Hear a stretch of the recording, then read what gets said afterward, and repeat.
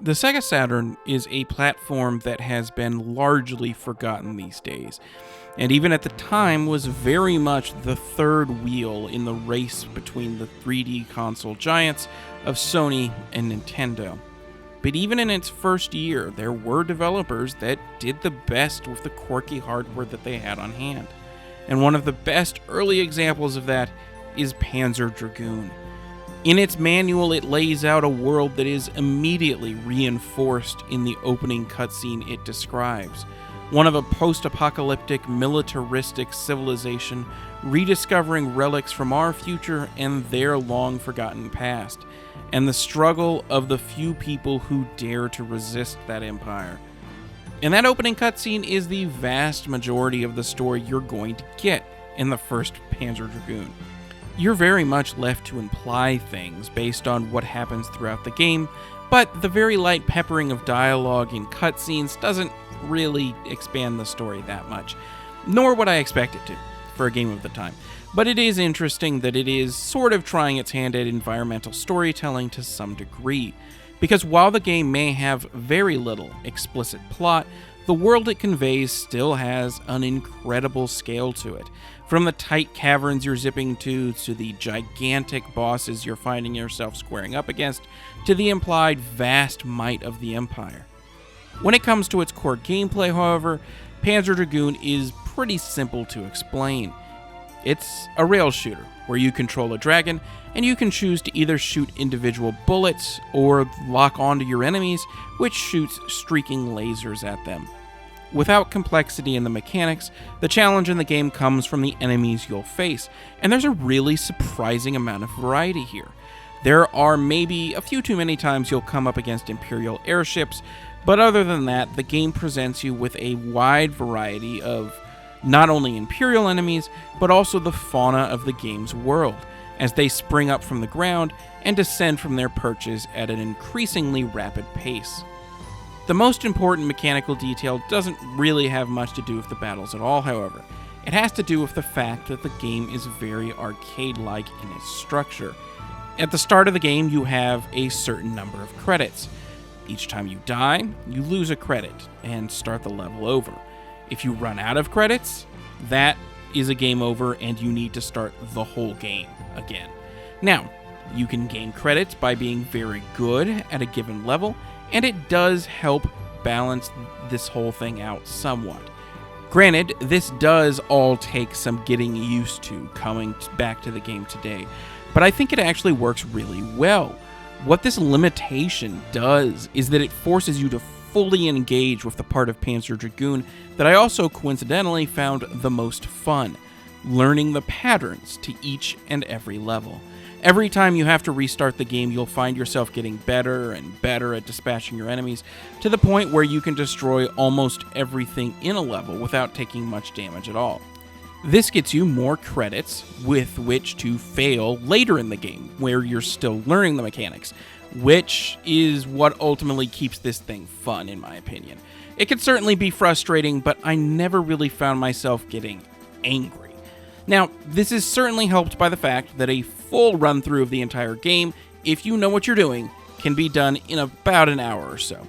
I will grant you this whole thing isn't exactly revelatory even at the time, and was common in a lot of arcade-style games that would use it to enforce mastery, but Panzer Dragoon does it in a way that doesn't feel punitive, or like it was designed to artificially inflate its runtime, or to suck down quarters which don't exist in a home version of an arcade game.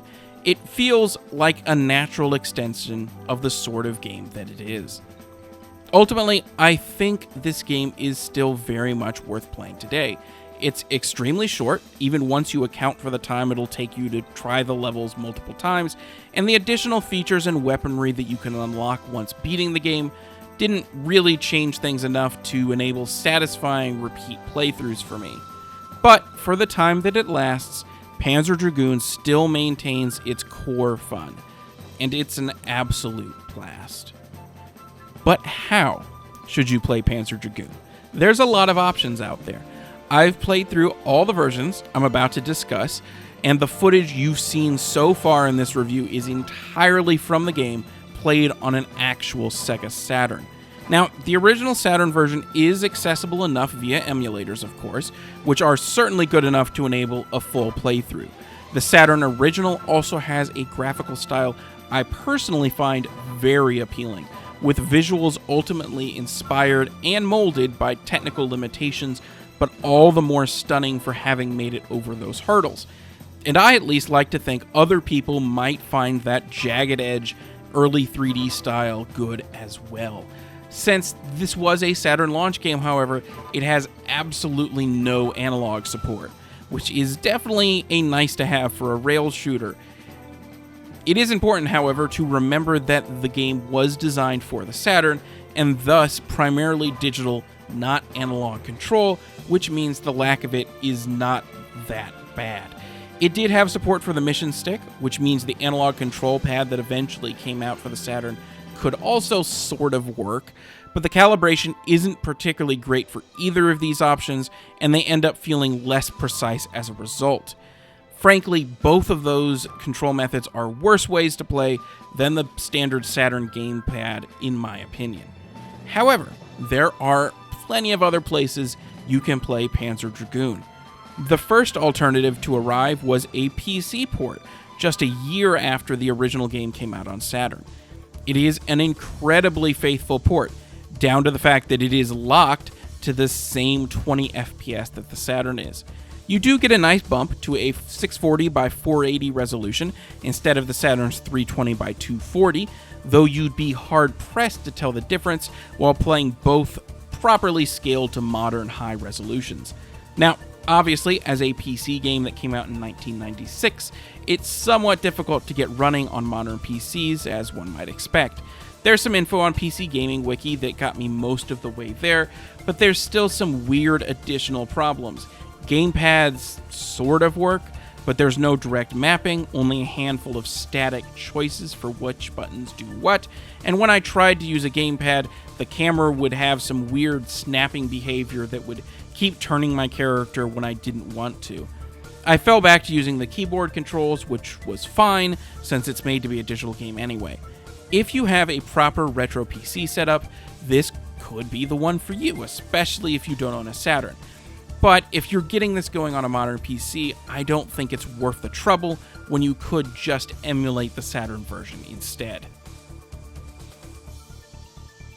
Next up is the PS2 version, which was only released in Japan, but is perfectly playable through a variety of different ways these days in any region you may want to play it in. There's thankfully not enough of a plot to worry about the fact it's not in English, and you can just Google Translate on your phone for the menus. The footage you're seeing here was taken directly from an actual PS2, though it will be far more convenient for most people to emulate it.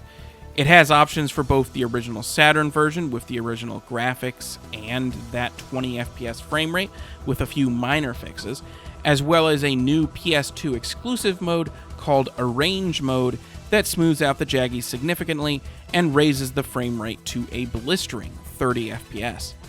The analog stick functions, but probably not the way you'd want it to, and feels a little weird. Honestly, the improvements aren't enough to make this worth recommending over the original Saturn game, since either way you're probably emulating it. Though PS2 emulation generally will have a ton more options for enhancing the image, so that may be a reason to check it out here, especially if you do like the smoother look that Arrange Mode offers you. The most accessible version of the original game, especially if you'd like to easily play it on your TV, on a modern system, is the version of Panzer Dragoon that is included within Panzer Dragoon Orta. Orta is a great game in its own right, but it also includes an unlockable emulated version of the original Panzer Dragoon. This version will require you to play a significant amount of Orta to unlock, and this is essentially stacked emulation, since you're emulating a copy of Orta on a modern Xbox, which is then emulating a copy of Panzer Dragoon. So it's not the most elegant thing in the world. Much like the PS2's Arrange Mode version, it smooths out the textures in a way that I really don't like, and to be completely honest, it looks even worse, since it isn't properly scaled from the 240p original, and ends up giving the main impression of being extremely blurry. Now, this is still probably your best option if you don't want to or can't emulate Panzer Dragoon on a PC or a mobile device, and like I mentioned, Orta itself is also well worth the money, and for just being available for $10 on the Xbox store, this is incredibly accessible. The thing is, with every single one of these versions, as I played through the same levels again over and over, all my concerns with any specific version melted away as I got back into Panzer Dragoon. The gameplay, with its amazingly crafted levels and excellent sense of scale, is still fantastic, no matter which version you play. The slight changes here and there kind of blend together once you're fully into the game, and if any one of these versions appeals to you or is more convenient for some specific reason, I would wholeheartedly recommend playing it that way. Personally, I think of all the original versions, I'm still just going to lean towards the original Saturn. None of the other versions add anything meaningful enough to make it worth switching for me. However, finally, we do have to discuss the remake that came out in 2020. It's frankly not a great way to experience the game the first time. While the other versions of the original game on PS2 and Xbox may lose some of the lo-fi charm of the Saturn original, this version loses all of it and replaces it with graphics that look like they were quickly generated on a very low budget. Now, you do get the benefit of having proper, full analog control that feels quite good, as well as a full 60 FPS frame rate, which it unfortunately seems to be capped at instead of allowing 120 on current consoles or even higher on PC. Overall, despite all the negatives, I'm very split on the remake. I think there are some things that are really cool about it, especially if you've played the original game. It can be very neat to see those same enemies rendered in a much higher fidelity, even if it does look a bit cheap by modern standards, and the grainy cutscenes brought back to life as much higher quality ones. But I do think I have to be adamant that this is not the way to play through the game for the first time. The graphics are bad in at least as many ways as they're good, which often means that they can hinder your recognition of mechanics as much as they can help you better recognize enemies within the landscape. Although, don't necessarily take my word on that, since I had already played Panzer Dragoon at least 3 or 4 times by the time I got to this remake. However, and perhaps most importantly, this regularly goes on sale for $2.50 here in the States, and I think at that price, it's well worth checking out after you play through the original in some other way. Despite its dated sensibilities, its scope, style, and mechanics still hold up extremely well to this day.